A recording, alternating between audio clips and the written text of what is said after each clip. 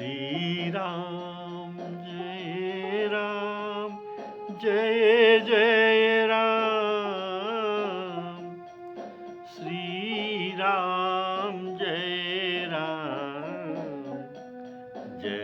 जय राम। श्री राम जय जय राम। श्री राम जय जय राम। श्री राम जय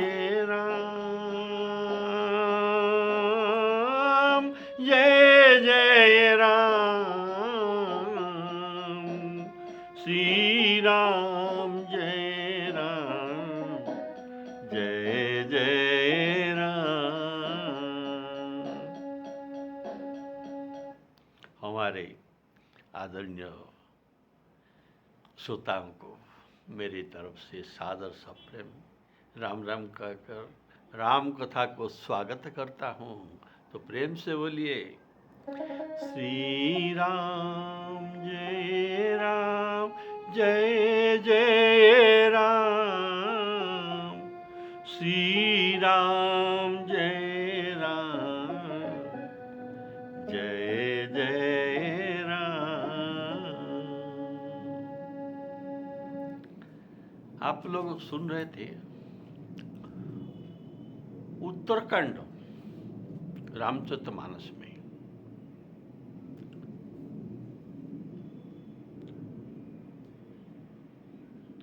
एक 126वां दोहा में श्री शिवजी पार्वती जी से कहते हैं कि हे पार्वती, मैंने परम पवित्र इतिहास राम कथा कहा, जिसे कानों से सुनते ही भवतरण अर्थात संसार बंधन से छूट मिल जाता है। शरणागत लोग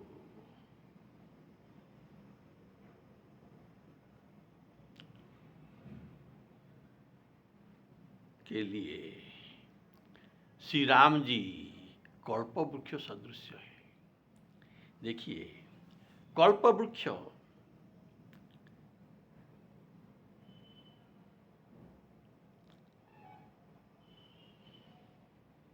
बोले श्यावर रामचंद्र की जय।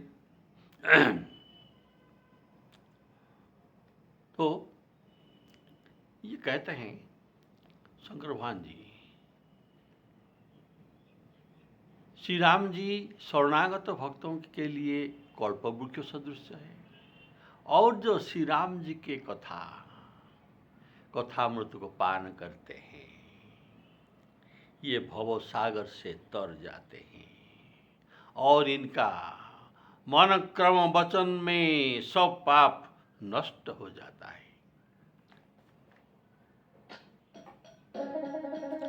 कहेऊं परम पुनीत इतिहास, सुनत श्रवण छूटहि भव पासा। प्रणत कल्पतरु करुणा पुंजा,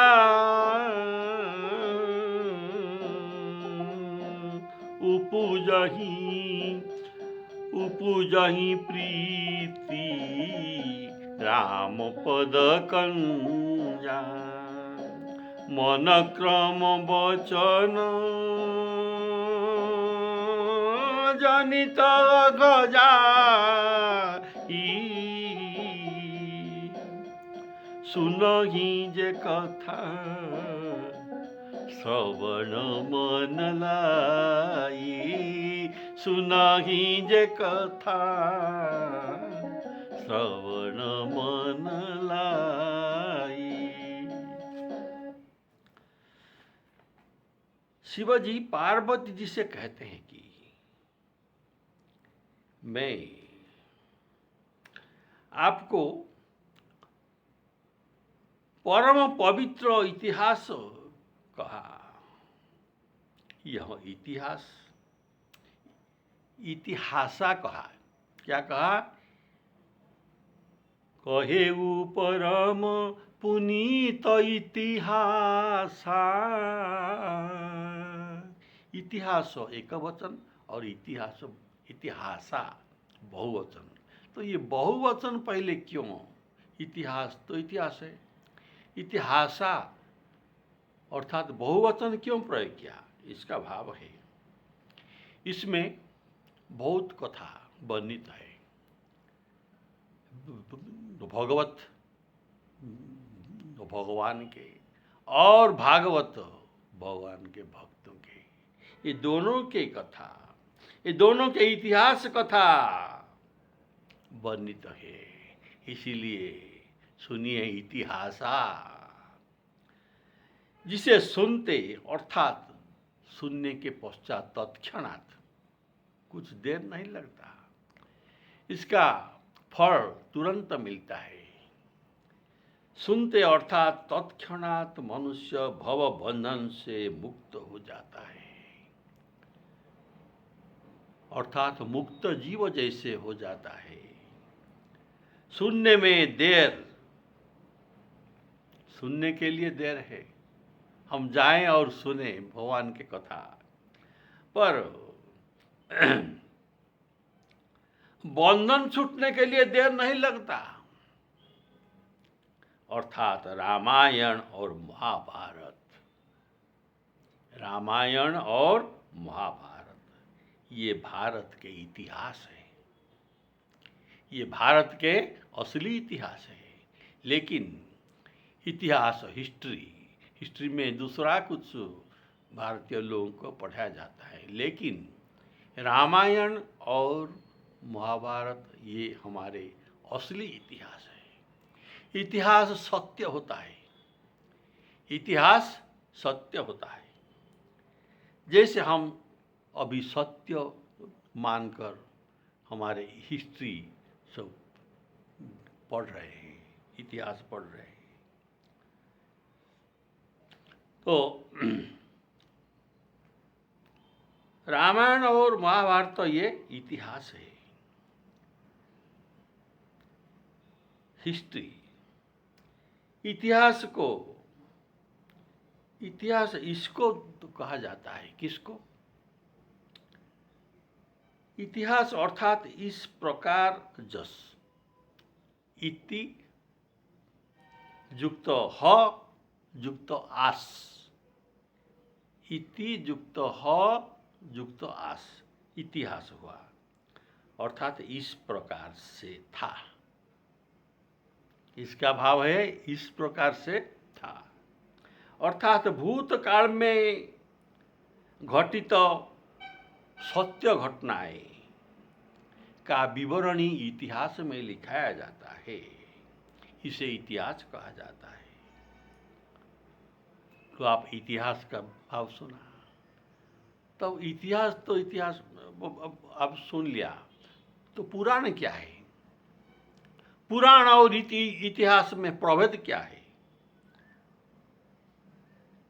पुराण यही है जो प्राचीन काल में जो वृत्तांत हुआ था, ये बहुत पुरातन को पुराण कहा गया है।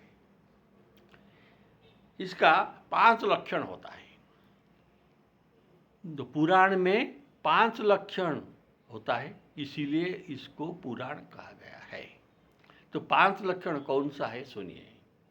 इसमें सृष्टि के विषय लिखा गया है। पहले सृष्टि, दूसरा प्रलय, तीसरा वंशानुचरित, मन्वंतरामि च, वंशानुचरित, ये सब मिलकर 5 पुराण में वर्णित है। अर्थात पुराण में ये 5 लक्षण है। तो कौन सा? सर्ग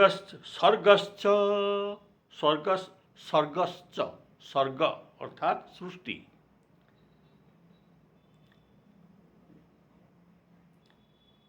तो प्रतिसर्गश्च अर्थात प्रलय, सर्गश्च प्रतिसर्गश्च वंशो मन्वन्तरामि च वंशानुचरित चैव पुराणं पंचलक्षणम्।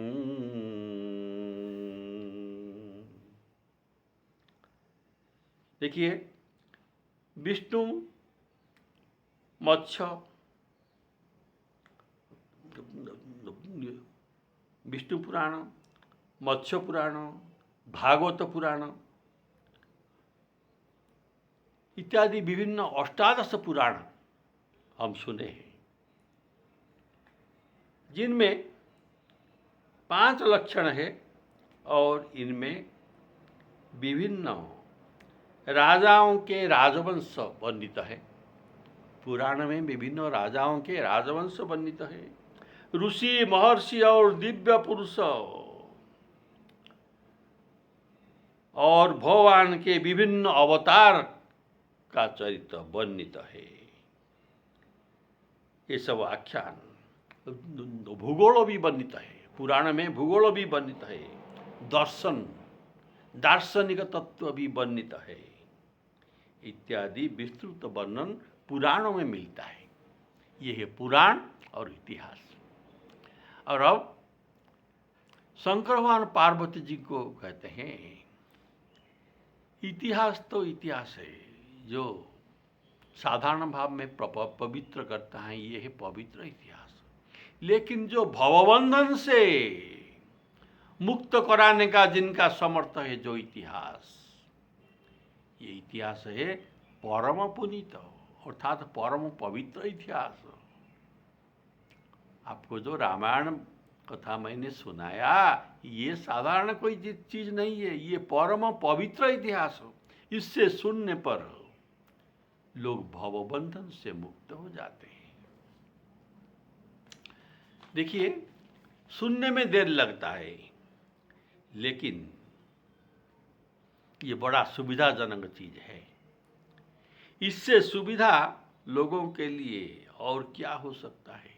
भवबंधन से, भवसागर से पार होने के लिए कुछ हमको सुनना है, और तो कुछ कठिन परिश्रम करना नहीं है, केवल सुनना है।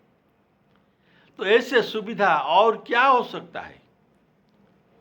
कानों से सुनने का फल, कानों में सुनना ये छोटा सा काम है, कोई ज़्यादा बड़ा काम नहीं है, बैठकर आराम से एसी में बैठकर सुनना। पर इसका फल बहुत महान है, जो भवपाश से छुटाने का शक्ति रखता है। जीव भवपाश से छूट जाते हैं। तो अगर हम सुने और भवपाश से छूटे तो कैसे सुनना है, सुनने का तरीका क्या है, ये आगे हम बताएंगे। बोलिए श्यावर रामचंद्र की जय। तो शंकर भगवान कहते हैं, कहेऊ परम पुनीत इतिहास, कहेऊ परम पुनीत इतिहास, सुनत श्रवण छूटहि भव पासा। आप कल्पतरु ये सुना है। कल्पतरु, कल्पतरु का स्वभाव ऐसा है कि कल्पतरु किसी के प्रति सन्मुख न है न विमुख, सबके साथ समान व्यवहार करता है। जो कोई कल्प वृक्ष के पास जाता है, चाहे ये राजा हो या रंक हो, पापी हो या धर्मात्मा हो, ये कल्प वृक्ष सबके मनोकामनाओं को पूर्ण कर देते हैं। लेकिन कौन सा एक कल्प वृक्ष कहाँ पर है, इसको जानना चाहिए। अगर कोई इसका पता पा गया तो, इनको पहचान गया तो इनके पास जाकर इनका सब कुछ मनोरथ पूर्ण हो जाता है। देखिए गोस्वामी जी लिखते हैं कल्पवृक्ष कैसा है। जाई निकट, निकट को जाना पड़ेगा, ये आप हमारे पास ये नहीं आएगा। जाई निकट पहचानी तरु छाह, तरु छाह को वृक्ष के छाव पर जाना पड़ेगा। जाई निकट पहचानी तरु छाह समनी सब सोच, पावत अभिमत, अभिमत कामना, पावत अभिमत पाव जग, राउ रंक भल पोच, राउ रंक भल पोच। राव राजा, रंक दरिद्र, भल अच्छे लोग, पोच खराब लोग, धर्मात्मा हो या पापी हो। बोले श्याम रामचंद्र की जय। ऐसे ही श्री राम जी के महिमा को जानकर, जैसे कल्पतरु को पहचाना है ऐसे तो राम जी को भी पहचाना है, तो इनका महिमा को जानने पर इनके प्रति विश्वास होता है। और इसके महिमा को जानकर जो राम रूपी कल्पवृक्ष के शरण में जाते हैं, उनके सब प्रकार के मनोकामना पूर्ण हो जाता है। देखिए राम जी के शरण में कौन कौन जाते हैं? उनके भक्त जाते हैं, और ये भक्त 4 प्रकार के हैं। आर्त जिज्ञासुरर्थार्थी ज्ञानी च भरतर्षभ, आर्त जिज्ञासुरर्थार्थी ज्ञानी च भरतर्षभ। आर्त भक्त, जिज्ञासु भक्त, अर्थार्थी भक्त, ज्ञानी भक्त, ये 4 श्रेणी का लोग राम जी के पास जाते हैं। किसका आर्त खंडन है और किसका ज्ञान जाना है, तत्व ज्ञान, किसको अर्थ चाहिए, किसको मुक्ति चाहिए, ये सब जाते हैं। तो आर्त जिज्ञासुरर्थार्थी ज्ञानी च भरतर्षभ। गोस्वामी तुलसीदास जी लिखते हैं जो आर्त भक्त होकर राम जी के शरण में जाता है तो क्या होता है? जपहि नाम जन आरत भारी, जपहि नाम जन आरत भारी, मिटहि कुसंकट होई सुखारी। और जो साधन करते हैं साधक, जिनको अणिमादिक रिद्धि सिद्धि आदि का जरूरत है,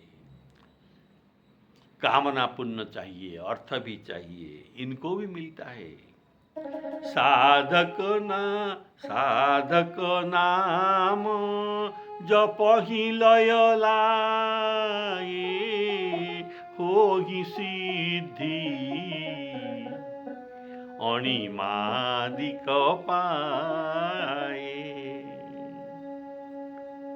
और तत्व ज्ञान जानने वाले और मोक्ष पाने वाले को भी इनका तो मिलता है, इनका मनोरथ भी पूरा होता है।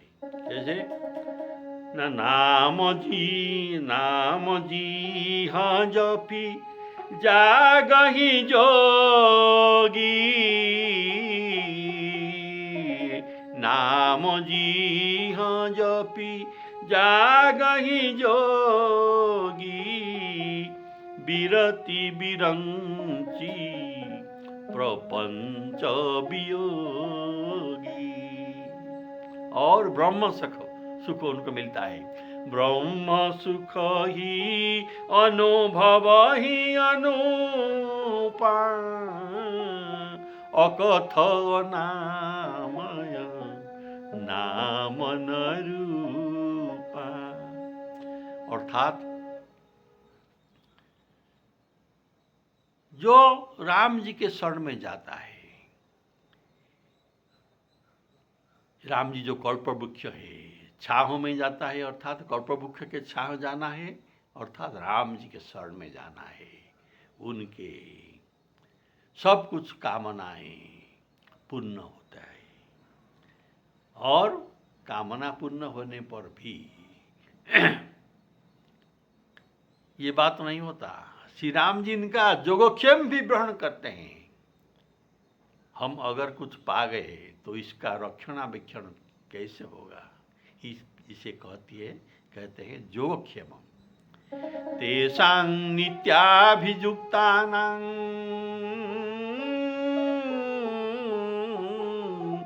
योगक्षेमं वहाम्यहम्। और देखिए, शंकर भगवान कहते हैं कि यह पवित्र इतिहास को जो श्रवण में सुने, उनका सब प्रकार कामना है। कल्पतरु श्री राम जी इनका सब कामना पूर्ण करते हैं, और कामना पूर्ण होता है और भी कुछ मिलता है। क्या मिलता है? राम कथा सुनने पर, प्रभु के कथा सुनने पर सब प्रकार कामना पूर्ण होता है। दूसरा भी बहुत बड़ा चीज मिलता है। तो क्या मिलता है? ना श्री राम जी के पद कमल में प्रेम, भक्ति मिलता है, और जिस भक्ति से हम भवसागर पार हो सकते हैं। तो और क्या बड़ा चीज हमें चाहिए? केवल कथा तो सुनना है, कोई उपवास तो करना नहीं, वन को जाना तो नहीं, उनमें तपस्या करना नहीं, केवल कथा ही सुनना है। बोले सियावर रामचंद्र की जय। कथा सुनने में देर लगता है, लेकिन फल प्राप्ति में देर नहीं लगता। बोले सियावर रामचंद्र की जय। कारण भक्तों की पीड़ा को श्री राम जी जान सकते हैं। श्री राम जी को कुछ कहना नहीं पड़ता। अगर हम कल्पवृक्ष के नीचे जाएं और कुछ कहे तो ये हमारे मनोकामना को पूर्ण कर सकता है। लेकिन श्री राम जी ऐसे कल्पवृक्ष है, ये अंतर्यामी है, हमारे सबके हृदय में बैठते हैं, और उनको कहना नहीं पड़ता। ये सब कुछ जानबूझकर से कर देते हैं। और देखिए, कल्पवृक्ष को आप अच्छा मांगे या बुरा मांगे, ये आपको कुछ विचार न करके दे सकता है। लेकिन हमारे राम जी कल्पवृक्ष ये ऐसा नहीं देते। अगर ये जो मांगता है इसे पाकर इनका बुरा होगा तो ये नहीं देंगे। राम जी नहीं देंगे। चाहे ये रोए, कितना रोए, ये परवाह न करते। जिस चीज को पाकर उनका मंगल हो, ऐसा ही हमारे राम जी कल्पवृक्ष देते हैं। बोले श्यावर रामचंद्र की। इसीलिए शतकोटि काम कल्पवृक्ष से भी हमारे राम जी बड़ा है, महान है। भक्तों के पीड़ा को समझकर ये दे देते हैं, इनको कहना नहीं पड़ता। इसीलिए क्यों कहना नहीं पड़ता? ये पीड़ा को समझते हैं, इसीलिए इनको करुणामय कहा जाता है। करुणामय है श्री राम जी का स्वभाव।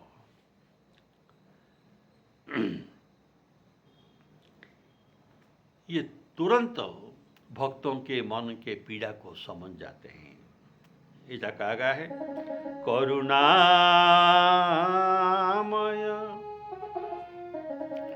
करुणामय रघुबीर सुभाऊ, करुणामय रघुबीर गोसाई, बेगी पाई आगी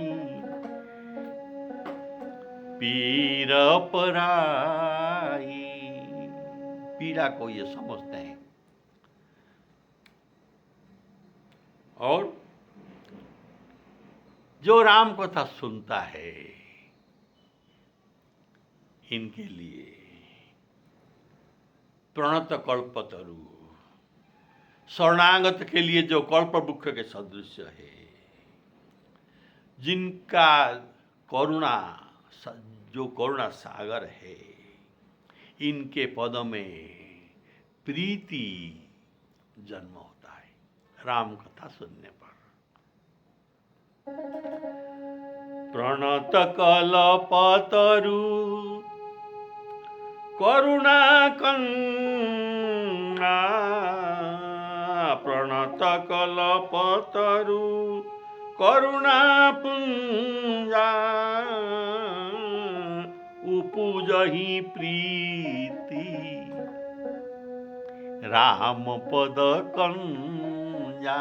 राम पद कंजा, कंज अर्थात कमल। श्री राम जी के पद कमल में प्रीति हो जाता है। ऐसा राम कथा का महान महात्म्य है। पाप हम जो करते हैं, कैसे करते हैं ना, मन कर्म और वचन से हमारे पाप होते जा रहा है।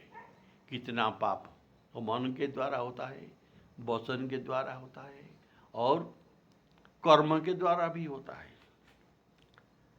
तो मन में पाप क्या है, कैसा होता है ना, तृष्णा, विभिन्न प्रकार कामना करना, अधिक पाने के लिए इच्छा करना, पाप तृष्णा, पाप चिंता करना, पाप को पाने करने के लिए मन में सोचना, ये है पाप तृष्णा।